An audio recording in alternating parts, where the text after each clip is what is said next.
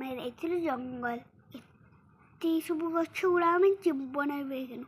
ଏଠି ଗୋଟେ ନଈ ଥିଲା, ପାଣି ସବୁ ଶୁଖି ଯାଇଛି। ଏତେ ଗଛ ପଡ଼ିଆ ଘର ମନ୍ଦିର ସବୁ ଆମେ ଜଏଣ୍ଟ ହେଇଯାଇଛି। ଦେଖିଲା ବେଳକୁ ବାଘ ପଶୁ କେତେ ଜଙ୍ଗଲରେ ଥିବେ। ଆଉ ଦେଖିଲା ବେଳକୁ ଏଠି ସମସ୍ତେ ଶୁଖି ଯାଇଛି। ଗୁଡ଼ା ପାଣି ଗୁଡ଼ା ପଶୁ ପକ୍ଷୀ ଗୁଡ଼ା ଖାଇବେ, ପିଇବେ, ଶୋଇବେ, ସବୁ କରିବେ ନା ନାହିଁ। ଟିକେ ପାଣି ବି ନାହିଁ।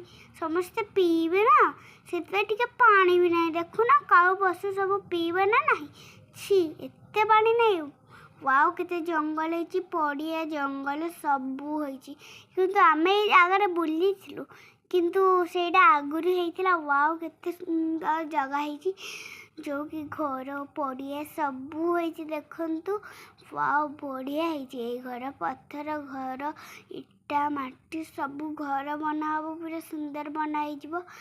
ଦେଖ, ପୁରା ଗଛ ବନିକି ପୁରା ବଢ଼ିଆ ଅଛି। ୱାଓ, କେତେ ସୁନ୍ଦର ହେଇଛି। ପାହାଡ଼ ଗଛ ସବୁ ହେଇଛି, ଇଟା ବି ଲାଗିଛି। ୱାଓ, କେତେ ସୁନ୍ଦର ହେଇଛି। ବିଲ ବି ଅଛି, ଲୋକମାନେ ଘାସ ଉଠେଇବେ ବୋଲି। ୱାଓ, ପାଣି ବି ଅଛି, ପଶୁପକ୍ଷୀ ମାନେ ପିଇବେ ବୋଲି।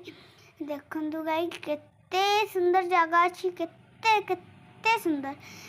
ସବୁ ପଶୁପକ୍ଷୀ ମାନେ ବଢ଼ିଆ ସେ ରହୁଥିବେ। ଦେଖ କେତେ ବଢ଼ିଆ। ଦେଖ, ୱାଓ, କେତେ ସୁନ୍ଦର ଜାଗା ହେଇଛି, ଆମେ ଜୀବନରେ ବି ଦେଖିନୁ। ୱାଓ, କେତେ ସୁନ୍ଦର ପଡ଼ିଆ, ଗଛ, ଘାସ ସବୁ ଅଛି। କିନ୍ତୁ ଏଠି କିଛି ମଣିଷ ଦେଖାଉନାହାନ୍ତି। ଆମେ ଏକା ଯାଇଥିଲୁ। କେତେ ସୁନ୍ଦର ଜାଗା ଅଛି। ଏଇଠି ଆମେ ବଢ଼ିଆ ବୁଲିଥିଲୁ। ତାପରେ ଦେଖ କେତେ ସୁନ୍ଦର ହେଇଛି। ଆମେ ଏଇଟା ବୁଲିଲୁ, ଫାଷ୍ଟ ବୁଲିଲୁ। ତାପରେ କେତେ ମଜା ଆସୁଛି।